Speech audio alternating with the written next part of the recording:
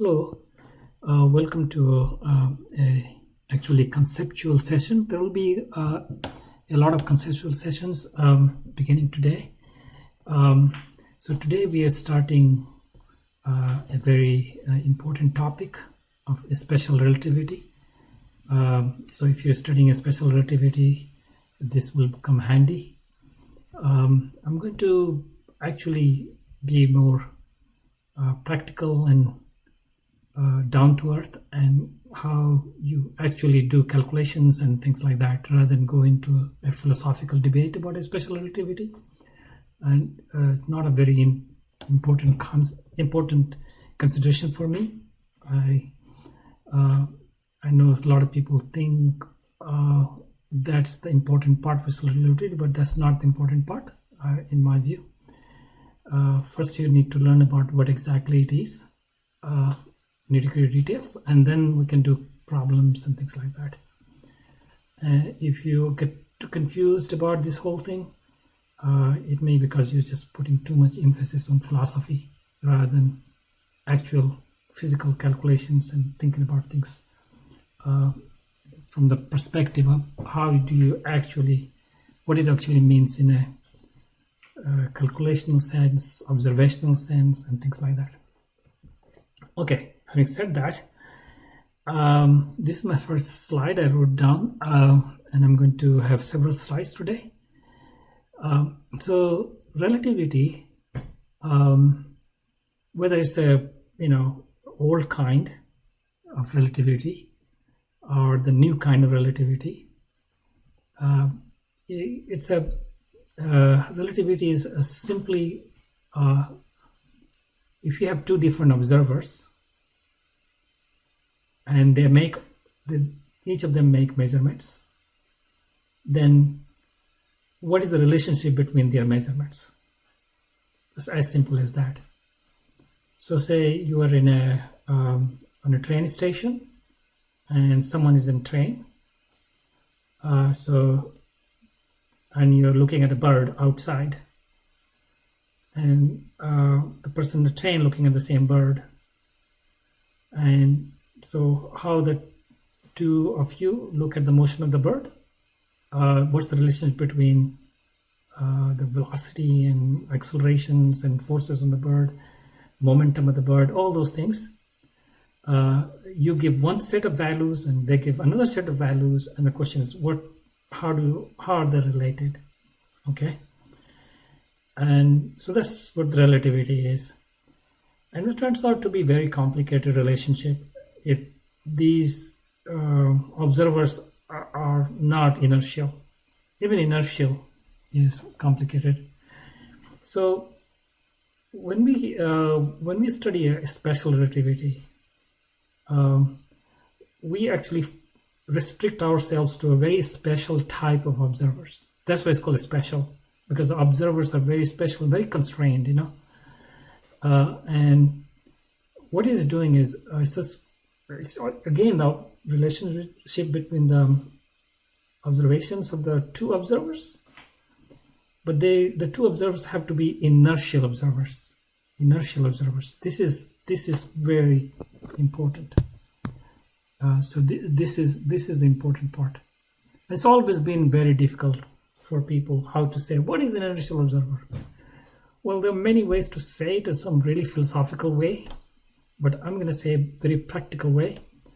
If you're an inertial observer, then your Newton's second law will look like this. Period. So when you are say you're in a rotating frame, like on Earth is rotating, not inertial observer. Okay. In that, this equation is doesn't take F equals this kind of ma. F equals ma does not take like this, because in addition to force, you have a centrifugal force and all the other terms in there. There's more terms in there than just this. If you are not an inertial observer, if you're an inertial observer, force is rate of change with momentum, and momentum is mv. Period. That's the only way I feel like you can kind of go around thinking in terms of more philosophy. There are lots more philosophy will come, but then I will say let's just stay at this way. Okay. What are the examples of these inertial observers? One is like, this is what is got Newton into trouble.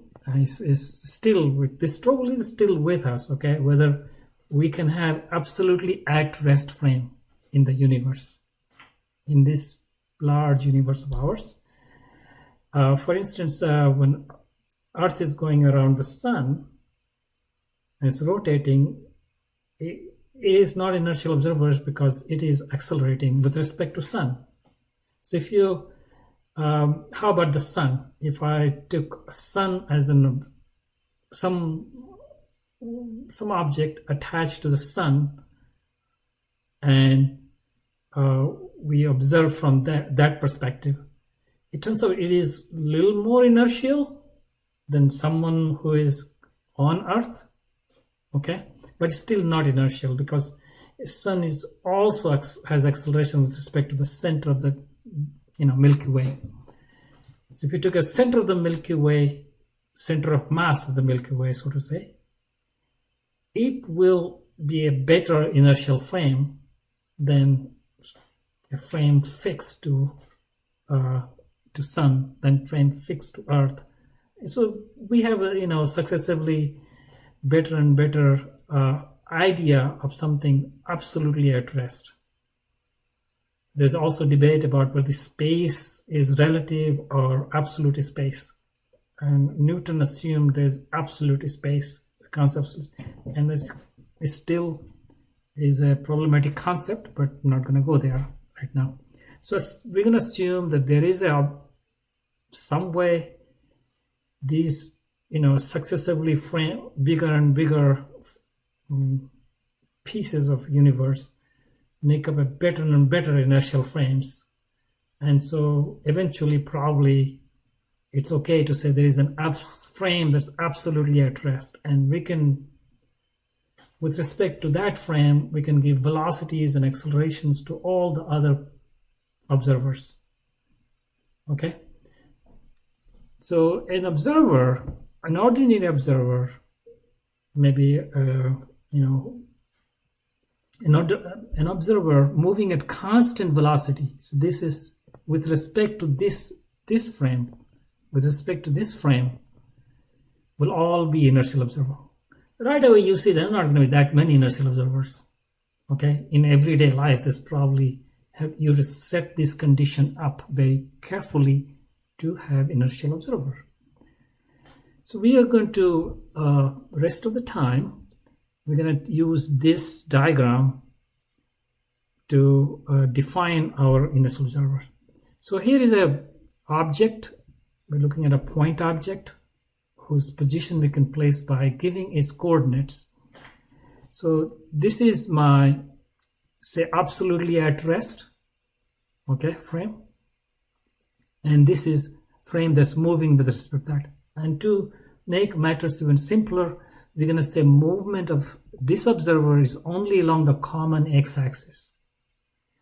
So observer 1 has x1 is x-axis, y1 and z1, and observer 2 has x2, y2 and z2. So to this point, this thing is maybe moving around. So it's here given by these x1, y1, z1 at time t1 by observer 1 and x2 time t2 by observer 1. We're also going to make a simplification that when at some point in the past these O2 was right at O1, at that time is when time is 0 for both of them. So I'm going to make another simplification.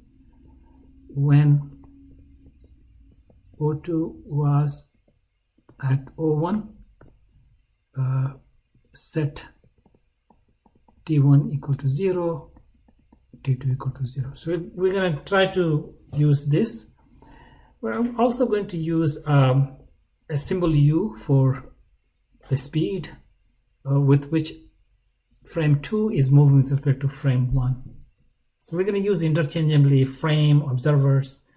So for us, frame usually refers to this coordinate system, and observer refers to someone attached to that coordinate system, or someone who's using that coordinate system. So I'm gonna just interchangeably, we're going to use this word frame, observer.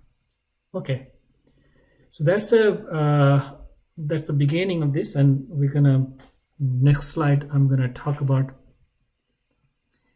two types of relationships, and get on from there.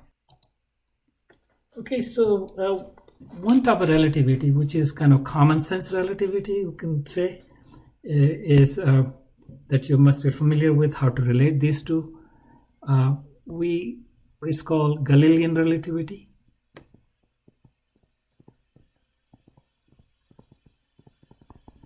And in this, we say that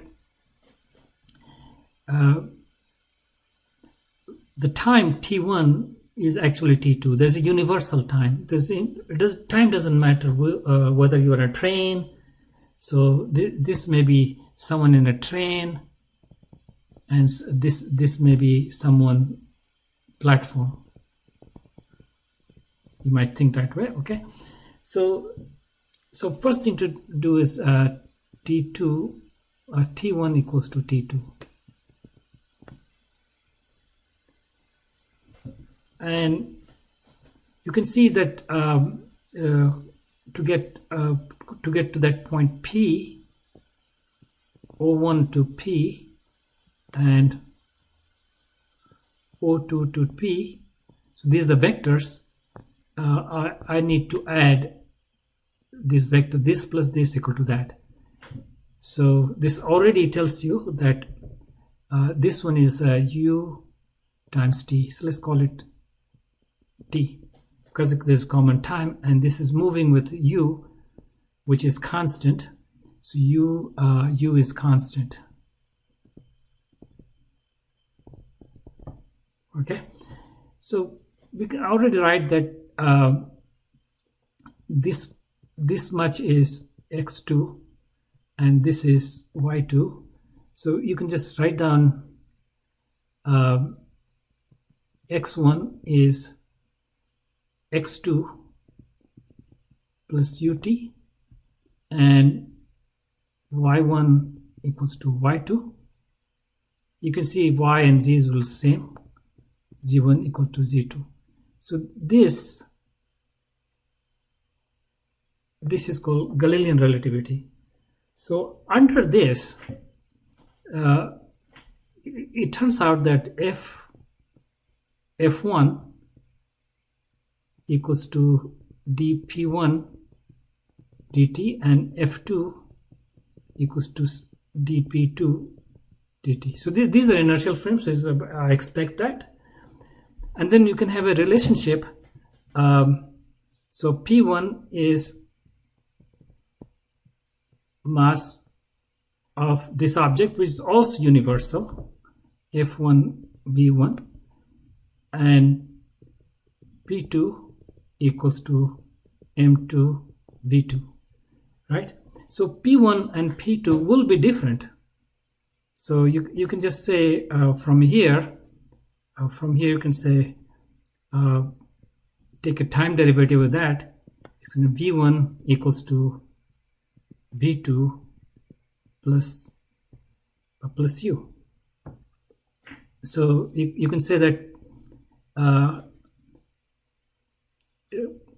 another thing that we notice here is m1 equals to m2 in this frame, and p1, it just turns out to be, we can just write this out. Okay, we have m1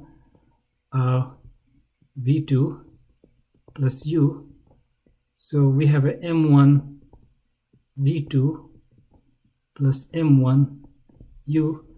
So I can write this m1 over m2 v2 plus m1 u, and this is the P2, right? So M1 over M2 P2 plus M1U. So this is the relationship between the momentum in this frame to momentum in that frame. And if M1 equals to M2, then this is commonly low speed observation. So if M1 equals to M2, and we can write down common M, then this is just equal to P2 plus MU, which kind of makes sense. It is a very sensible thing. Now, if I take a time derivative of this, dp1 dt, then I get a dp2 dt. So when they're equal to each other, then this is constant and is gone away. So they're equal to each other, which means the force have to be equal to each other. So if this equal to that, then this equal to that.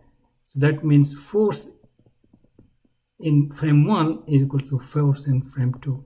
But momentum in frame 1 is not equal to momentum in frame 2. It is off by that much.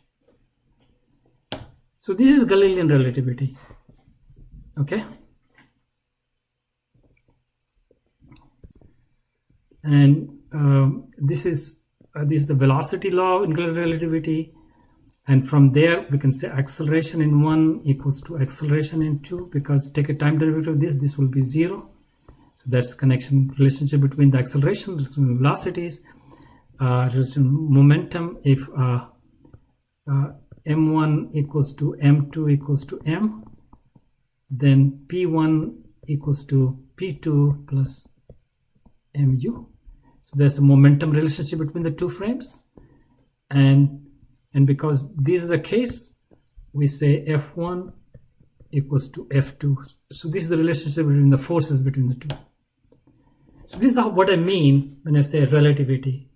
So and this is a Galilean relativity. So under this type of relationship between the two frames, all the other things you can actually derive, okay? And we will say that this particular set of relationship turns out to be experimentally wrong if you apply it to, say, speed of light. Okay, let's look at just very simple thing. So suppose you were to the speed of this particle. This particle was a photon and was going to so this is the experiment I'm going to do. I'm going to shoot a photon. So from this frame, I'm going to shoot a photon, and this thing is going at a speed of light. So this is the speed of light. I'm going to use letter C for it. So this is the V. V2 equals to the speed of light, and along the x direction, so V2 x equals to C. Now, with respect to this is O1, V1x will be V2x based on this plus U of x. And so this is equal to C plus U. And you can see the U is greater than 0 here. So this is actually, if I shoot to the right in this situation and this thing is going with a U, the frame is going with a U, then speed of light becomes greater than speed of light. It's the same light, is this light particle as observed from this guy. It gets more than speed of light. So if we say speed of light is same in all frames, or speed of light is the maximum speed, then this actually is a trouble for us, which means there is a problem with this relativity. So then there needs to be a change here, and we have to discover the change in order to correct this. It turned out historically that when you use electricity and magnetism and you work it out like Maxwell did, what happens in vacuum and you get a wave equation for electric wave and magnetic wave, and they are kind of linked together and become an electromagnetic wave, which turns out to be a theory of light. And electromagnetic wave was moving at a speed of which was same in every frame. It was just a constant, a universal constant. So if you're supposed to get a speed for light that was exactly c, this was supposed to be c also. It can't be c and c plus u. This was a trouble, right? So people said, well, this thing does not apply to electricity and magnetism. One of the solution was just that this doesn't apply to electricity and magnetism. But that's like crazy, right? That you have a special kind of place for mechanics and then a special place for electricity and magnetism. That's very unsatisfactory. And that was one of the main reasons that people looked for a new mechanics in which old mechanics will be a part of that new mechanics, but it will also not let c equal to c plus u. It will always let c equals to c. So this is c1, let's call it c1. So this will be c2. So c1 equals to c2. This always leads to same speed of light in every frame. That's what we want. And it turns out there is a relationship we can obtain. It's called Lorentzian relativity or Einstein's special relativity. So instead of these equations, we need to have a different relations here that will make sure that when we do this experiment, we don't get two different speeds of light based on who is observing it. Okay, so that's one of the fundamental requirements that led to the discovery of special relativity. So there's a lot of debate over who discovered the special relativity, whether it was Einstein or before Einstein. There's a lot of but very few people now think what was done before Einstein's paper was really that it was important, but that was not what led to the way we now think about those things. The way we think about those things was actually post-Einstein paper, okay, after Einstein paper. So we can just use, call it Einstein's relativity. And let me say what changes will have to be made. All right, let me get to the next slide. Okay, so I'm going to overview with a direct from what relationship. I'm not going to drive it here. I will drive that in a future lecture. But right now, I want to make sure you get an overview of things. Okay, so we found that this leads to speed of light observed by 1 equals to speed of light observed by 2 plus u, which is experiment says c1 must be c2. So we have a problem here, and which traces back to this being a problem. So we'll say what does it replace? How do I replace it? But we'll discover that later. But we're just going to talk now about what is the actual relationship. Okay. So it turns out that this T1 and T2 are the times that are given to this particle when this particle is over here. Have to be related a little bit differently. So I'm going to write down and then we'll talk later. Okay, so T1 is not, that number is not equal to the number by the other T.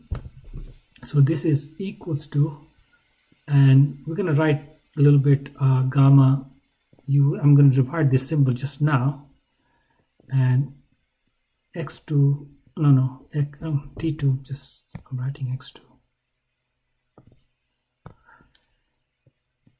t2 plus u over c square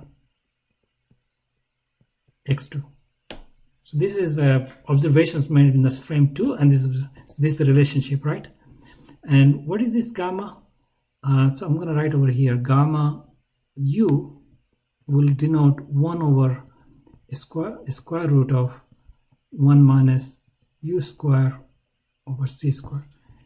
It's sometimes just written as a gamma, but the gamma depends on parameter like u, so I'm going to write that as this, just to remind ourselves what goes in here.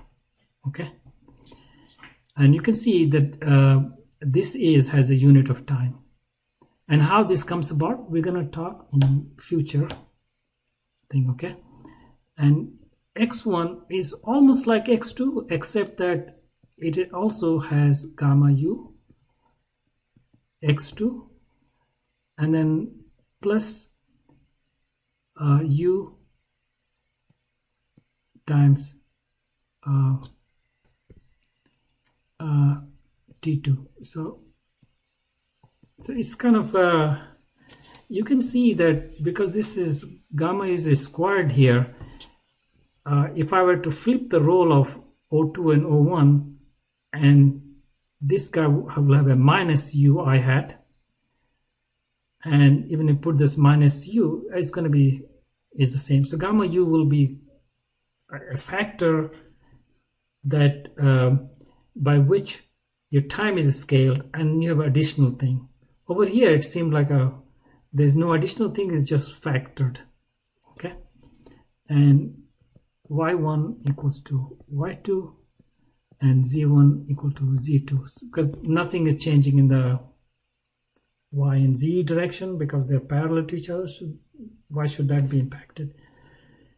Now this turns out that this solves our problem of c1 equals to c2, because when you work out velocity, it doesn't add like this anymore. Okay, and I'm going to write that down. Okay, so in interest of time, I just wrote this down. How this comes about, we will discuss in another video. But let's check it out. If speed of light observed by 1 is equal to same as that. So v2x is c, then you have a c plus u, v1x, this also should be c, so 1 plus c times u over c square. Doesn't look like it's going to work out, right? But let's simplify it. So you have a c square times c plus u. I mean, I can simplify even more than that. This can be cancelled out. So this is c times c plus u, and so this cancels this. So c. So if I have a light particle shot at c, then so this was in O2 and this is O1. O1 and this thing going with u, then both of them looking at this guy looking at that and this guy looking at that is going to observe the same speed of light. That is what's observed in experiments. So it actually solves this problem and solves other problems, but this is a very critical problem to solve. Okay, so this is one way, and so this is a unique way. This is the only way we can actually do this, it turns out, and have some other properties. So these are called Galilean transformations. So there's a name for this transformation. So this is Galilean transformation.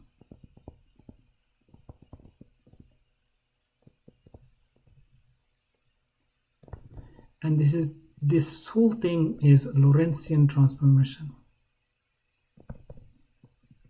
Lorentz transformations.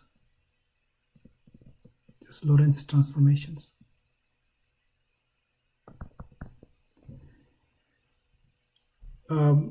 Okay, so this is it, and there are other things we will talk. Some other important thing that is different in the two is not just this is different, but this thing is also different. And so if I had a so let's look at this. So you in O2, say we have a fixed mass here, so let's call it M2, and this is going with U. Then what will O1 think? What it will give for the same object? It will say I have mass M1, and M1 is actually equal to gamma U M2. In M2, this object is not moving, so we say rest mass. So this object has rest mass, and then instead of using M2 and M1, we usually denote by M0. So M2 is M0, a rest mass, in this way, right? Now, how did we get this relation? This relation can be obtained by I'm going to do this in another video, I know, because this is just an overview. If I take two objects and collide and say this have same mass, identical object, and this is a do an experiment O1, then you can ask, what is O2? How does O2 observe this experiment? How this experiment will go if this collide, and then the before collision and after collision they elastically collide. So in this you demand the momentum is conserved. That demand will actually lead to this relationship. Okay, so this I'm going to not go into that calculation. That calculation is pretty involved right now. So using this, if you can have another experiment. So this object is, instead over there, is actually moving with respect to this with say speed v2, and with respect to this speed is v1. Then you can say that M2 versus M1 will be a little different. You can imagine a third frame. You can imagine a third frame here in which it is at rest. So this is O2, this is O1, and this is O3. So here is going to have M0. So between here and here, you have M0 gamma using V2. This will be M2. And compared with that, M1 will be gamma V1 M0. So you can see that from there I can kind of find out what M1 has to be. M1 has to be, for M0 I just put this guy, gamma V1 over gamma V2 M2.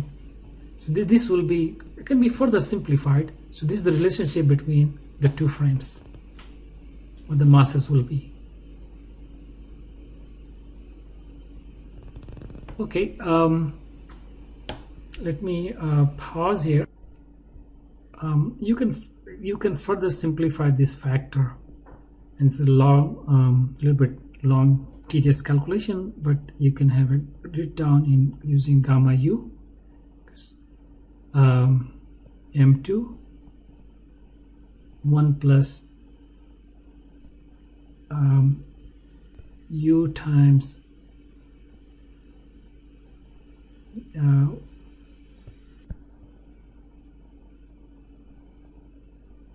v2x over c square. So that's another way of writing the same thing.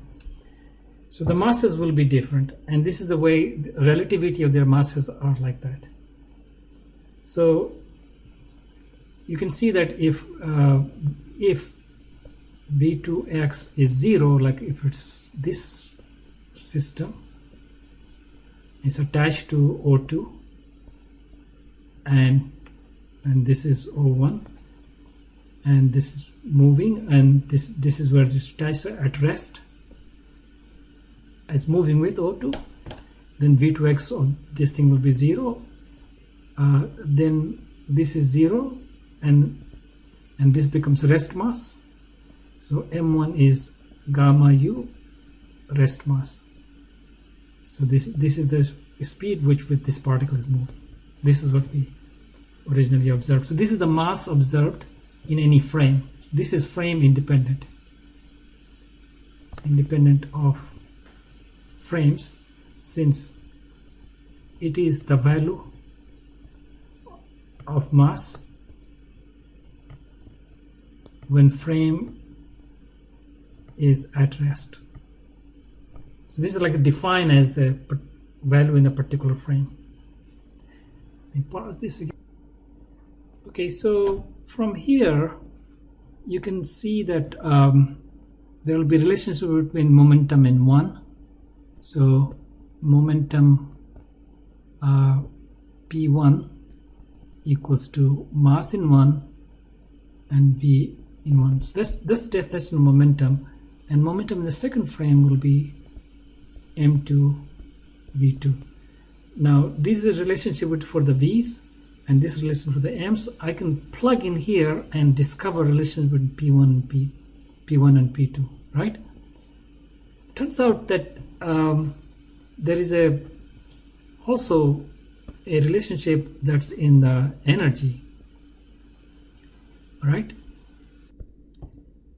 For energy, I'm going to just write E1, script E for energy, because I'm going to have letter E will be for the electric field, so I'm not going to use that. And this is just M1 c square, and this is depends on speed. So let this particle rest mass be let m0 be rest mass. So the m1 is gamma v1 m0 and m2 is gamma v2 m0. So that's the way it is, and so this E2 equals m2 c square. Okay,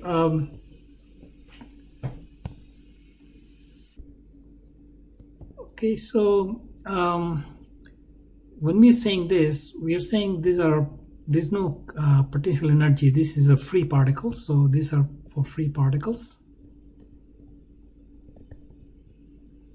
Okay, all right. So what's the relation between them? Well, we already have the components. We can put it in there and actually write down what different components of momentum will be in terms of different components of momentum here and energy here. It turns out that if you bring the c square over here and c square over here, that's then these guys, this acts like time and this acts like space. It just turns out that way. So this relationship will be something like E over c square. This E1 over c square will be gamma u E2 over c square plus u over c square.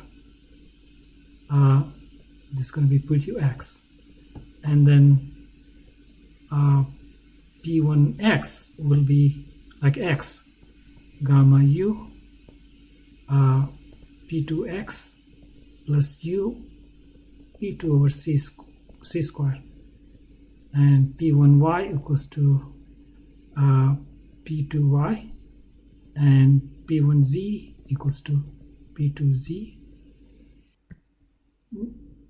Now, to get all of this, there's a lot of algebra here that I'm skipping just because this is an overview. Okay, and eventually we'll make it connected. So what we have done so far is goes by the name of relativistic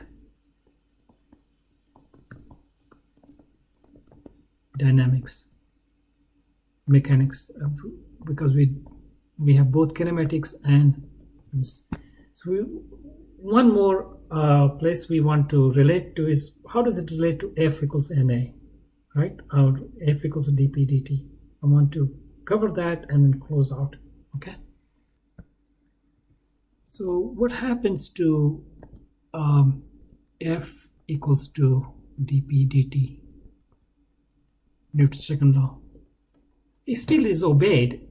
Okay, so you'd have in frame 1 you'll have F1 equals to dp1 dt1, and frame 2 you'll have F2 equals to dp2 dt2.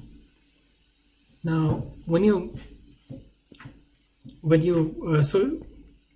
use this, and because the inertial, both 1 and 2 inertial frames, they will obey Newton's laws in this more expanded way. But P1 is,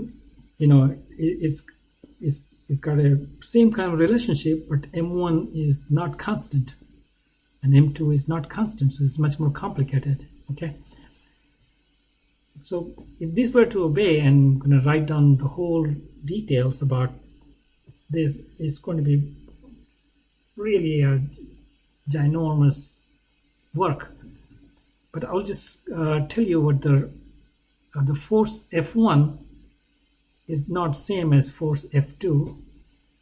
Unlike what happened in other relativity, Galilean relativity, actually force is much more complicated. I'm just going to write this down. We'll drive this some other time if there's a needed for a problem. But the way you drive it is you just demand that this turns into that when you plug in P1, you plug in what you expect for P1x and P1y, P1z, and instead of taking a derivative with respect to T1. So for instance, let me sketch a little thing. What you could have done is to get these equations. So say if I have a f1x, I want to get this equation, then I would have a dp1x dt1, right? And then I want to write this in terms of quantities in the second frame. So this will have to be dp1x dt2 and dt2 dt1. Now this I'll get from here, okay? And this I will write this guy over there. So this is going to be pretty nasty ddt2, and so you'll have a gamma u. Of course, u is a constant, so this will be a constant, times p2x plus u, and e2 c square is m2 times dt2 over dt1. So all of this will be in, you will discover that this whole thing is like that, because for one of these will be a p2x, and that you can identify with f2 when you take a first over there derivative over there. This is a nasty calculation, but I'll give you just a hint of how things might go. Now, almost every calculation in special relativity is pretty nasty in terms of just the algebra. They're not necessarily hard calculation, they're just too many terms, and I'm not going to do the acceleration here because hardly any time you need the expression for acceleration. You don't even need that to do problems in a special relativity, anything to do with force. So most of the time you're just working out conservation of momentum, conservation of energy, and things like that. Okay, so we'll talk about the consequences of these, how to derive Lorentz transformations. Then we talk about consequences of Lorentz transformations, and then we can talk about consequences of the velocity addition. We do problems in velocity addition, and we can do problems in energy conservation and momentum conservation. And then we can actually get ready to do electricity and magnetism in 2 frames. So that's the work ahead for us. I'm going to stop here. If you like this kind of explanation, please hit the like button, and maybe you want to subscribe, because I'm going to be posting a whole bunch of these, several lectures, maybe even 10 or 15 of those will go into special relativity. There's more at this. I think I haven't, maybe I posted modern physics part here also. Okay, that's it. Take care. Bye.